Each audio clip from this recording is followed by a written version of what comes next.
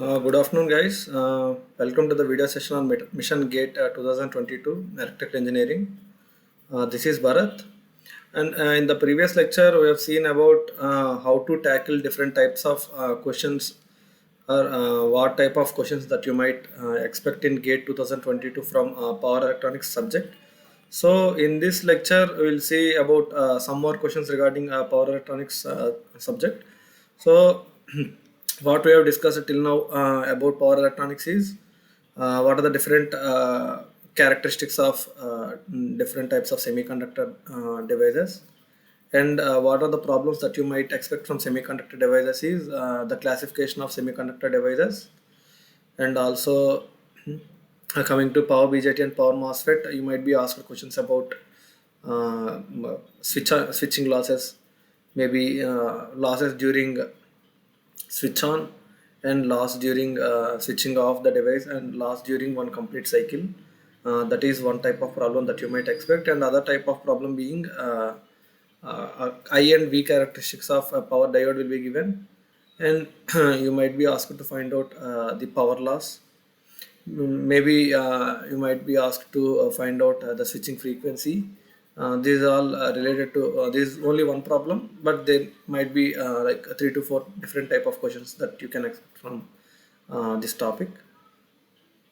And coming to different type of semiconductor devices, you need not know in depth about working operation of all the semiconductor devices, but you should know the classification, that is which type of semiconductor device belong to what type of classification, that is unidirectional current flow and unipolar voltage blocking, bipolar voltage blocking, and continuous gate current requirement is required for what type of semiconductor devices, and controlled switching on, controlled switch off, and uncontrolled switch on, controlled switch off, and you can expect there are 7 to 8 types of classifications, and that is one type of question that we have discussed. And other problem being things about diode.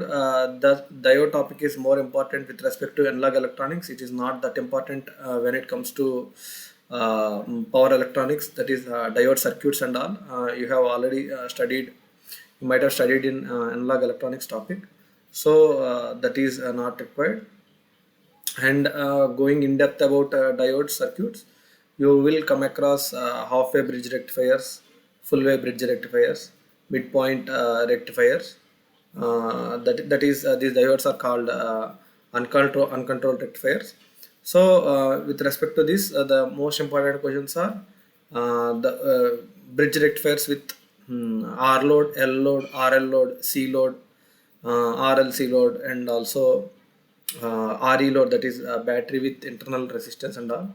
So every the approach should be, first you have to by looking at the question or the circuit that is given in the problem, you should be able to plot the graph. So from the graph, whatever a different type of question that might be asked to you, you can answer those questions. That is for R load, output current and voltage will be similar because the resistive load, the current follows voltage, and but for inductive load it is different from that of resistance load, and for capacitive load it is different.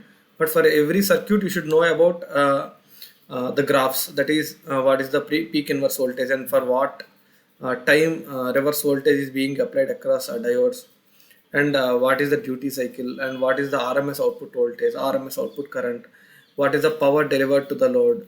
When RE loads are given, the power delivered to load will be EI naught plus I naught RMS square R. You should not get confused, and sometimes we will omit one of these two while calculating the power across the load. That is by mistake we will miss one of those EI naught or I RMS square R. That is one type of mistake that is usually done by the student, committed by the student. And also you should know for what time reverse voltage is applied across the diodes for single phase rectifiers and also 3-phase rectifiers. For 3-phase rectifiers, you need not bother much about finding output RMS voltages and all, and output diode RMS voltages and all.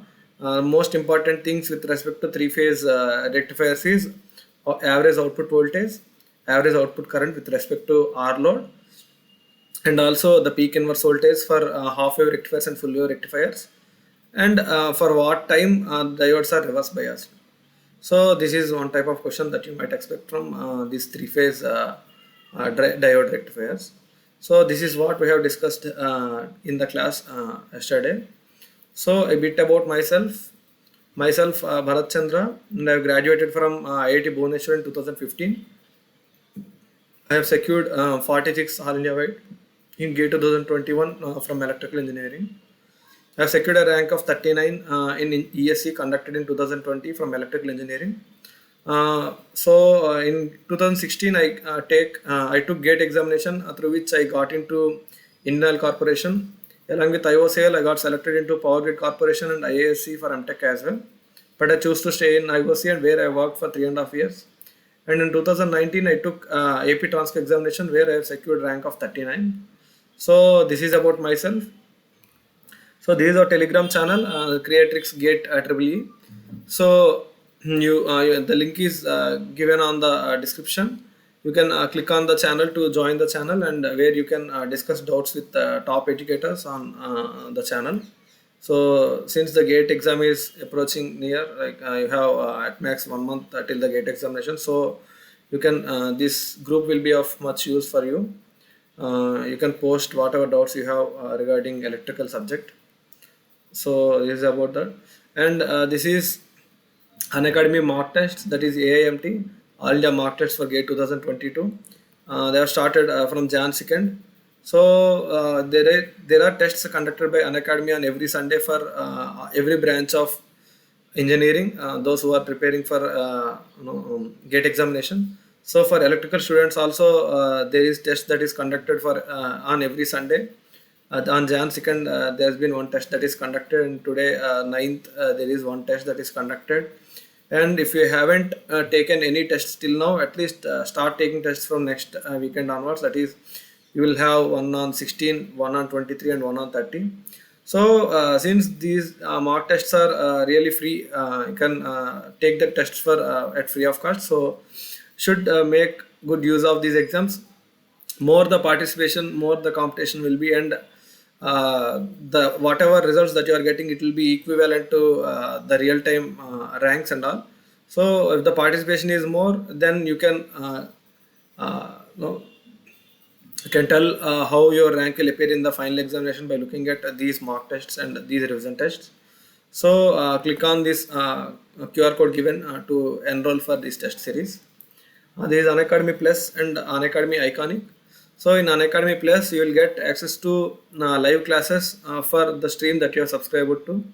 So if you have subscribed to Engineering Services Examination, you will get access to all ESC related topics from the branch. That is, for us, it is electrical engineering.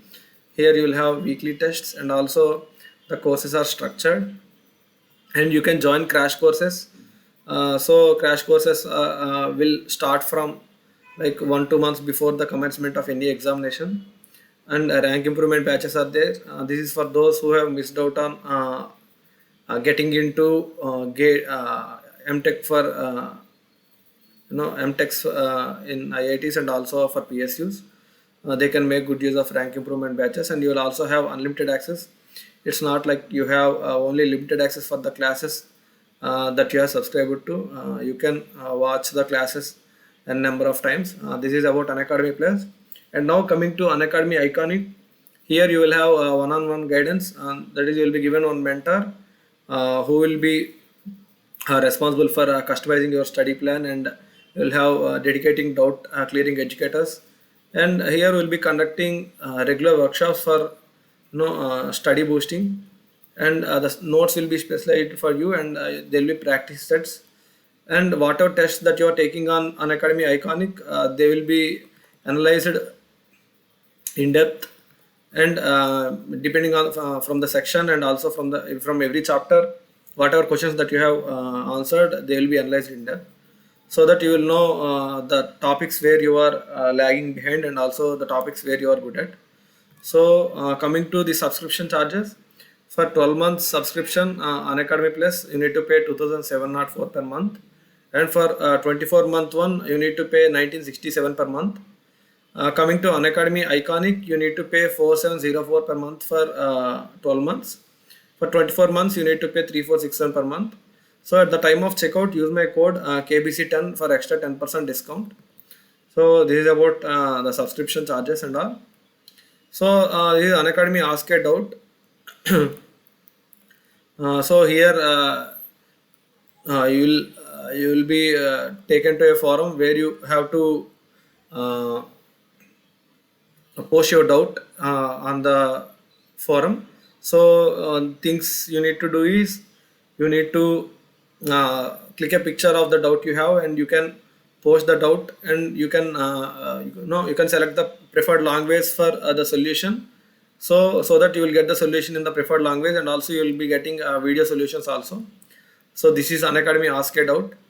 And as I said earlier, this is live mentoring product. This is coming along with Unacademy Iconic, where you will be getting one-on-one live with a mentor.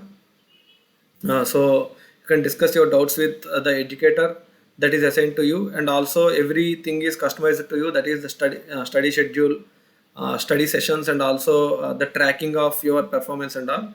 So at the time of checkout, use my code KBC10 for extra 10% discount. So coming to Unacademy special class features, that is whatever lectures or whatever topics that we could not cover on YouTube session, we'll be covering them on special classes.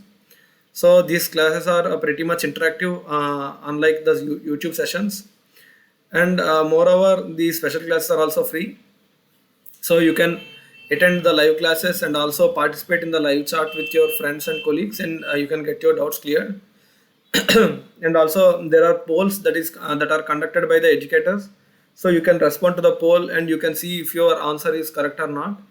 We'll have raise a hand feature where you can talk to your educators in the live classes and get your doubts solved in real time. And you'll get lecture notes at the end of the lecture, and you can watch these classes at any time from anywhere. So now coming to the topic, in the previous topic we have covered whatever topics I told you in earlier in this session, that is semiconductor devices. What are the different types of questions that you might expect from semiconductor devices, and also what are the different types of problems, and how many marks you can expect from each topic and all. So and one more thing, we have also discussed about diode rectifiers, bridge rectifiers and all. So also we have covered about what are the questions that you might expect from SCRs, these thyristors. So the silicon controlled rectifiers, so basic things are VI characteristics. So different types of junctions that you have. There are 3 junctions in SCR, and you should know about the static VI characteristics of SCR. So only three semiconductor devices that you need to know in depth about. That is say 4. That one is diode, other one is BJT, next MOSFET, and next SCR. First 3 you will learn in analog electronics, so there is not much difference in functionality or anything. But coming to SCR, it is kind of different from BJT and MOSFET. It needs special attention. And also you need to know about the equivalent circuit or elementary circuit diagram of SCR. So based on this elementary circuit diagram, you'll know how to tackle a problem if it is given in the circuit. So how to place the resistance and battery across the gate, so that we will give some gate current to switch the SCR on. So difference between latching current and holding current you should know, because in the problem you will be given both latching current and holding current. So you might be asked to find out the resistance that is required, or whatever parameters that you need to find, but you should know what current you should use, that is latching current or holding current. Most of the times it is latching current only, but you should know about the difference between these two, and what are the different modes of operation of SCR: forward block, forward conduction, forward reverse blocking. But the operation is done in a forward conduction mode only. So switching characteristics of SCR is not that important, and these gate characteristics are required for gate characteristics are required for uh, 2 mark problems that you might expect in gate examination. That is, a triggering circuit will be given and a SCR will be given. How this triggering circuit is connected with SCR, and how the equation of no how you will write KVL for this circuit. That is a source voltage, that ES is equal to VG plus IGRS. That is one equation you have, and a gate cathode characteristic will be given, that is VG is equal to 2 plus 2Ig or 3 plus 4Ig will be given, and also you will be given the average gate power and also peak gate power. So based on these two equations, you should be able to find out, you should make it equal to the peak drive power, and you should find out Ig and Vg. From this you can find out resistance that is required to turn the SCR gate on, and also triggering frequency, duty cycle of this triggering pulse and all. That is one type of problem that you can expect. And also protection of SCR is not that important. That is important only with respect to engineering services examination. And as I have already discussed earlier, series and parallel operation of SCR. For series operation you will need dynamic static equalizing resistance, and also for parallel operation you will need dynamic equalizing capacitor. It depends on simple formula. You should remember the formula, and also how you are getting that equation. You go and get how it is derived. The derivation is not important for gate, but just take a look at how it is derived, so that you will have an idea if you are in problem in gate examination. And also the junction sink temperatures, and also thyristor sink combination will be given, and thermal resistances will be given. These thermal resistance are just like series resistors. So that is one more area where you should look at. They will always be connected in series, and what are the different junctions, and what is the sum of these thermal resistances, so that you will get ambient temperature or string efficiency. There are different models, that is thyristor sink temperature and all, that you can calculate from this. So this is one more type of problem that you can expect. So UJT firing circuit is not important for gate examination. This is not given in the syllabus. You can skip this part. So this is about basics of SCR. So now we'll look into what topic we'll look at. So we'll look into phase control rectifiers. So till now we have looked at the basics of SCR, that is that VI characteristics, and what is the gate circuit for turning SCR on, and small things. So now we'll look into phase control rectifiers. This is nothing but an extension of diode rectifiers and all. This is phase control rectifiers are kind of complicated, because unlike diodes, the angle of conduction and everything can be controlled based on triggering angle. That is from where you have triggered the SCR, from there the conduction starts in some of the cases, and in some of the cases it might not start. And so that so you should look at every kind of possibility in phase control rectifiers. So the basic circuit being simple AC signal, AC voltage signal that is given to an SCR, and you will have resistive load across the resistive load. So you will be asked to find out average output voltage and average output current, and output RMS voltage, output RMS current, and also RMS power across output. So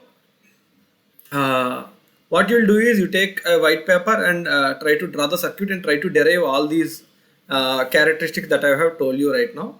So based on this, sometimes what we do is we prepare for most difficult questions, that is three-phase control rectifiers with RL load or RLE load.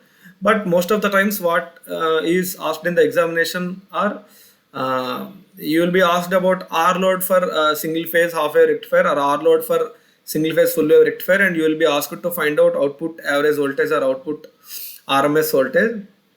So you should be prepared for both easy and tough questions, but you should start with easier questions, because most of the times the question will be easy, because the calculations in this topic are kind of hard, so the questions will be simpler.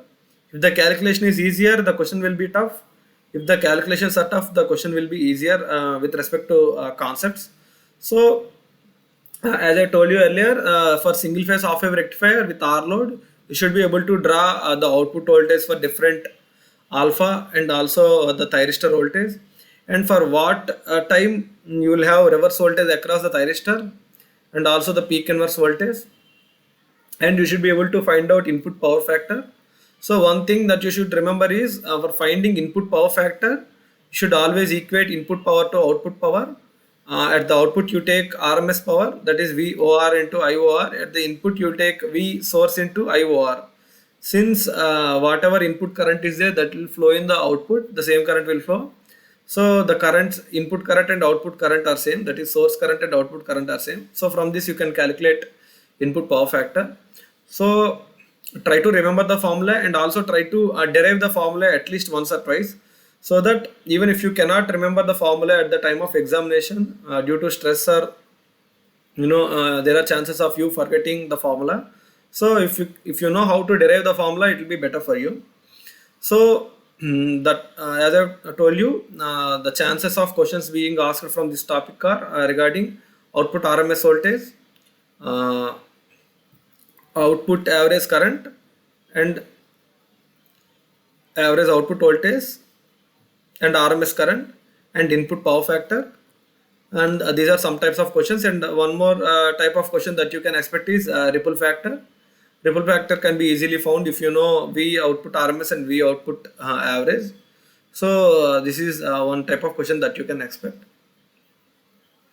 And also there is one typical question, that is connecting only inductor across the half wave rectifier, how it operates when there is an inductor that is connected across the load, and other being half single phase half wave rectifier with RL load. When you have RL load, the current will not extinguish at pi, it will extend till beta, that is extinction angle. The beta will depend on L inductor value. Higher the inductor value, more the value of beta will be. If it is very high, then the conduction will be continuous. So look at the question. If it is given in the problem that the output current is, or output voltage is continuous, output is continuous, then you need not bother about extinction angle and all. If it is not given in the problem, then you should know if it is extinguishing or not. So look at the problem for details.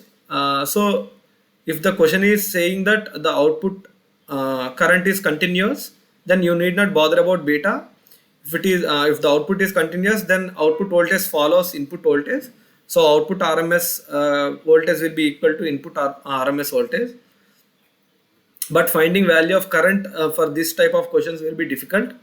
But average load current can be found easily if beta value is given. If beta value is not given, it follows the same as that of whatever you are getting with R load, simple R load. So it depends on the value of beta. And also you should in diode rectifiers we looked at what we say peak inverse voltage, but here we should be more concerned about circuit turn off time. So for what time reverse voltage is applied across the thyristor, that is called as circuit turn off time. So sometimes you might be asked to find out what is the circuit turn off time. So there are two things, a circuit turn off time and device turn off time. So you should know the difference between these two.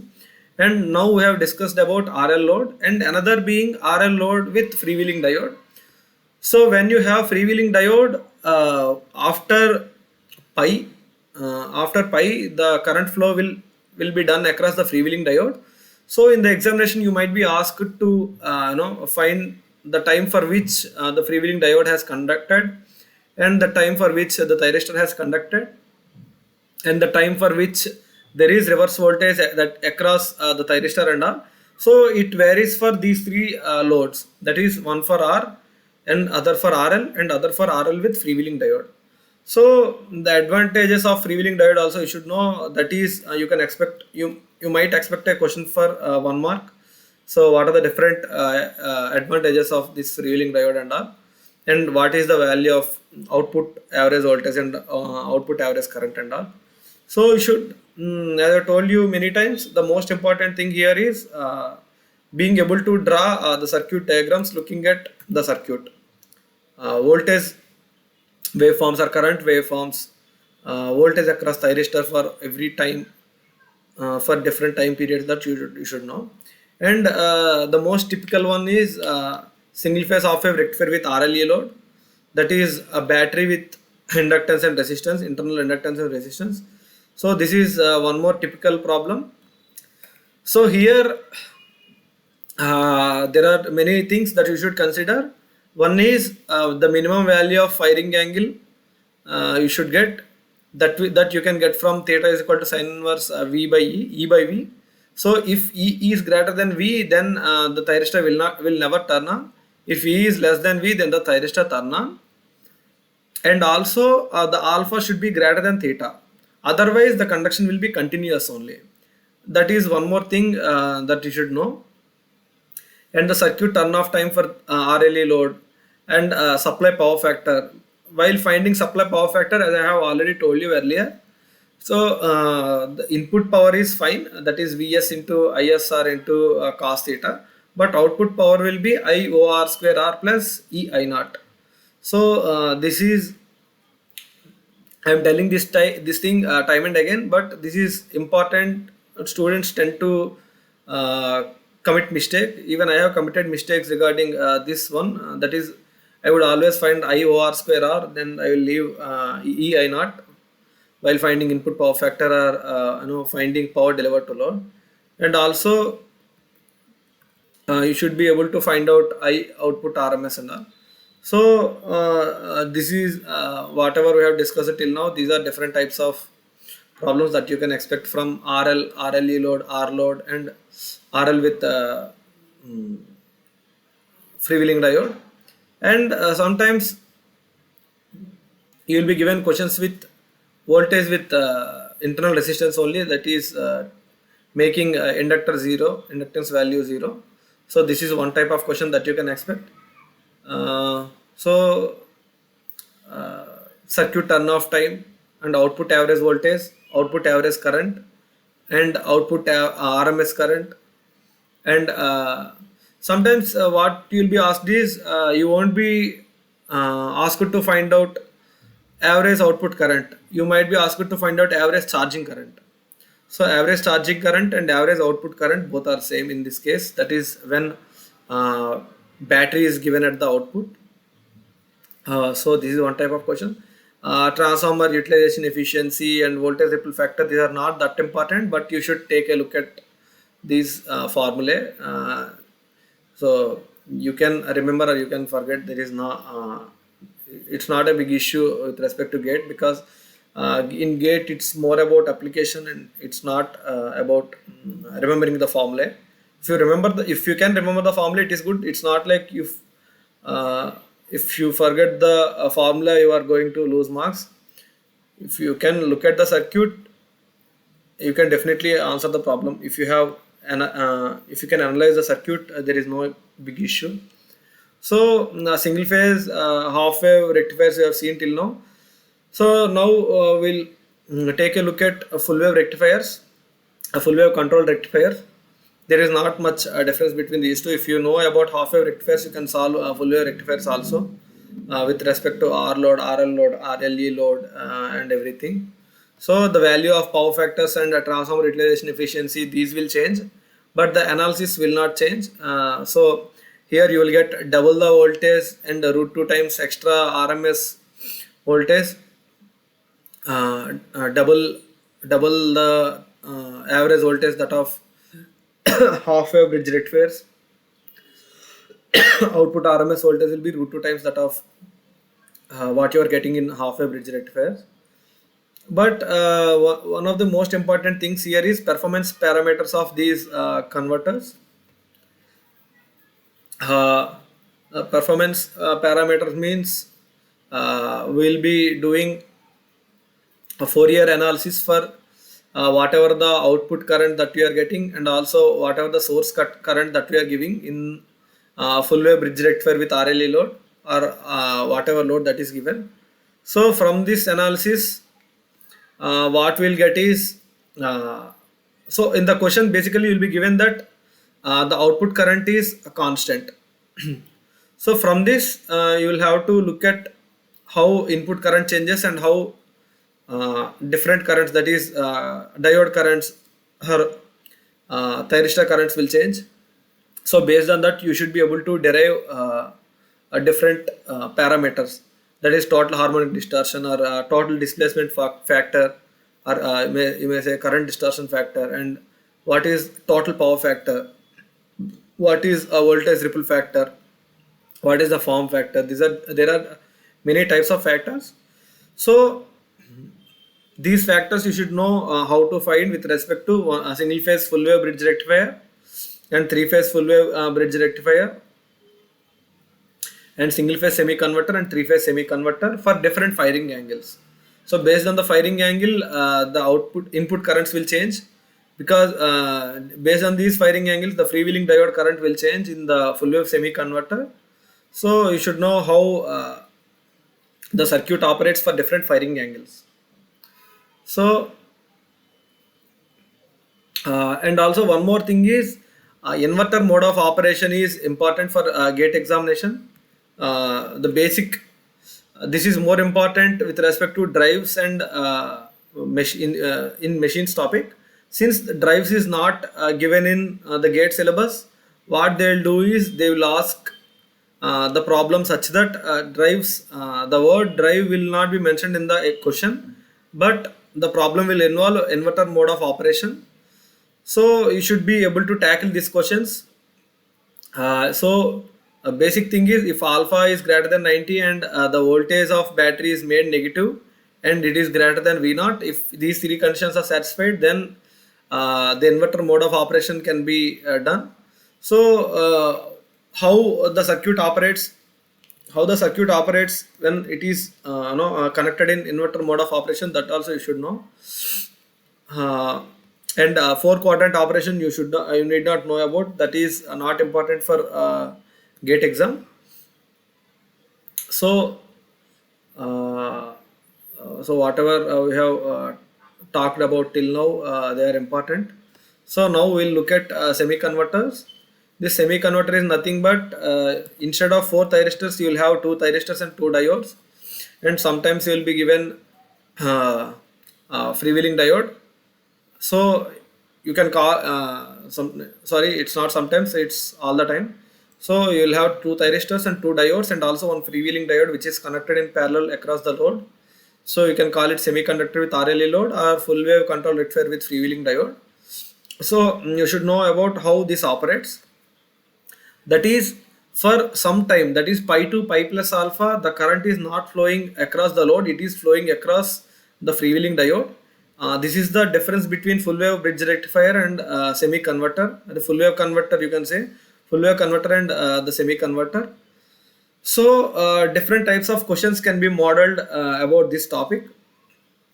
Say the output current will be less than that of a full wave bridge rectifier, because from pi to pi plus alpha and 2 pi to 2 pi plus alpha, the current is not flowing in the at the output. So current will be flowing across the freewheeling diode. So this is one type of question that you can expect. That is the output current will be given as constant. So based on that, if you try to draw the supply current, you will see that for pi to pi plus alpha, freewheeling diode will be supplying this output current, and alpha to pi, the current will be supplied from the thyristors. So this is one type of problem that you can expect.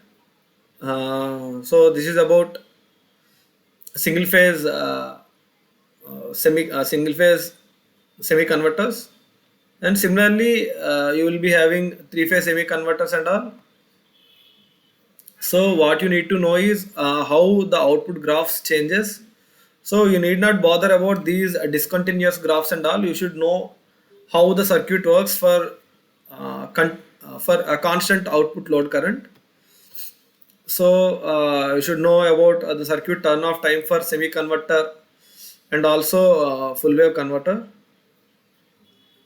So sometimes you might be given questions such that the load will be supplying, what the battery will be supplying uh, to the source, that is inverter mode of operation, and you might be asked to find out input power factors, RMS value of currents and all. So that also you should know. And for if the load current is given such that it is ripple free, then you should go for Fourier analysis. So Fourier analysis means the output current will be given constant, and the source current will be discontinuous. So from alpha to pi plus alpha, there won't be any source current. During that time, the freewheeling diode will be supplying. So there are different factors that you should know about. That is harmonic factor, what is current displacement factor, what is ripple factor and all. So that you should know. And similar to this semi converter, there is a three phase half wave rectifiers, three phase full wave rectifiers, and three phase semi converters. But for three phase semi converters, the value of output will depend on alpha.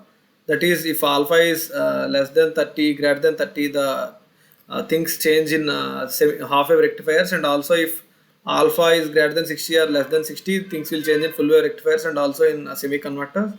So whatever we have talked about till now with respect to single phase rectifiers, try to imitate the same with three phase rectifiers as well. That is finding output voltages, output currents, and the average current across freewheeling diodes, RMS currents across freewheeling diodes, and for what time the freewheeling diode is conducting, and for what time it is idle, and what is the circuit turn off time and all. And this is one topic, and other one is you might expect questions from source inductance. In 2019 there is one question that is asked, and also in 2020 I think there is one question asked from this topic. The source inductance, effect of source inductance is reducing the output voltage and all. That theory part you need not bother about, but where you might expect questions will be finding a displacement angle, and finding total harmonic distortion, and finding output current and output voltage. So the questions will be straightforwarded from this topic. So you will be asked to find out the value of source inductance. You will be asked to find out output voltage, output current, and also overlap angle. So there are 4 to 5 parameters in this topic. So you should know about these 4 to 5 parameters to answer the problems with confidence. So this is about rectifiers, uncontrolled, controlled, single phase, three phase, and effect of source inductance and everything. So with respect to gate, you can expect at max one question from this whatever topics that we have discussed till now. The more emphasis in gate examination is with respect to choppers and inverters, voltage source and current source, and also pulse width modulation. Every year there is one 2-mark question that is appearing from DC-DC converters, that is choppers or DC-DC converters. So this topic is relatively easier than SCR, and also more scoring, and there are less chances of committing a mistake from this topic, because output RMS voltage or output RMS currents don't require complex mathematics in this topic. so they are easier to find out. And also it is conceptually easier than the problems that is involving more thyristors in three-phase circuits and all. In three-phase circuits, in three-phase SCR circuits, that is full wave bridge rectifiers or half wave bridge rectifiers or semi converters, there are more chances of committing mistake unless the problem is stating that the output load current is constant. So if the output load current is constant, then it is fine. The problems are relatively easier. If the output load current is not constant, that is if it is having ripples or they are taking only uh, power frequency into consideration, then the problems will involve much more complex calculations. So these DC-DC converters are easier. So the first thing in this DC-DC converters is you should know what type of converter is given in the question by looking at the circuit that is given in the problem. That is, by looking at the circuit, you should know if it is buck converter or boost converter, buck boost converter. Should you know that, the problem will become easier for you. So at first we'll look at basic step up choppers. This is different from DC-DC converter. This involves RLE load. So basic chopper principle is for whatever time it is on, output will be there. For whatever time it is off, output voltage will be 0. So based on that, you will be getting duty cycle and also output RMS voltage and source average current, and also effective input resistance. This effective input resistance is asked in last year gate examination question. So this is important. And not only you need to analyze the circuit, but you should be prepared for different type of jargon, that is what the problem is asking, because we don't know what the input resistance is by looking at the circuit. But if you have already solved some problems regarding this input resistance, you'll be able to solve these problems with ease. And also as I told you earlier, again the most important thing with respect to these problems is the ability to draw graphs by looking at the circuit. If you can draw the graphs, then solving the problems will be easier in any power electronics topic. So by looking at the graphs, you should be able to you will be easily calculating RMS value of output voltages and average thyristor current and RMS value of thyristor current and input voltage and everything. So important thing is being able to draw the graphs and the ability to tell what type of chopper it is or what type of converter it is, if it is buck or boost or buck boost. So that is one thing. And also one more thing is normally we are used to solve the problems that are involving that are not involving any voltage drop across the chopper switches, that is the MOSFETs that is given in the problem. But you should also be prepared to solve the problem when the chopper switches have voltage drops and the chopper switches have some resistances. So we are we are used to solve the problems which are direct in nature. That is, if the problems are not involving any voltage drop, or we are taking ideal case per se, that is the chopper will be ideal. It won't have any voltage drop, and also it won't have any resistance, and also the inductance won't have any internal resistance. But you should be prepared to solve, you should be prepared for any type of permutation from these things. That is, the inductance or the inductor in the circuit might have internal resistance, then the chopper switch might have a voltage drop. These are two different cases. You should be able to solve the problems for these two cases, that is inductor having internal resistance and chopper having voltage drop. If this chopper has voltage drop, how the output voltage will change and how the RMS value of output voltage will change, that you should know. because chopper efficiency will reduce if there is any voltage drop across the chopper switch. This is one type of problem. And so as I have told you earlier, choppers are different from these converters. So you should be able to solve problems from either of these. Most important thing being able to identify what type of chopper it is. And in the most cases, if the circuit is not what you have seen in the class notes or seen in the PS Bimbra book, then uh, you should be able to draw graphs on your own. If it is not reflecting what you have seen in the classes, you should be able to draw your graphs, which is on your own. You should be able to analyze the circuit on your own. If there is only inductor that is given in the problem without any capacitor or any resistance, then the current across source or the current will follow triangular shape, because voltage will be constant in the chopper. So as you know, V is equal to L di by dt. I will be integration of voltage.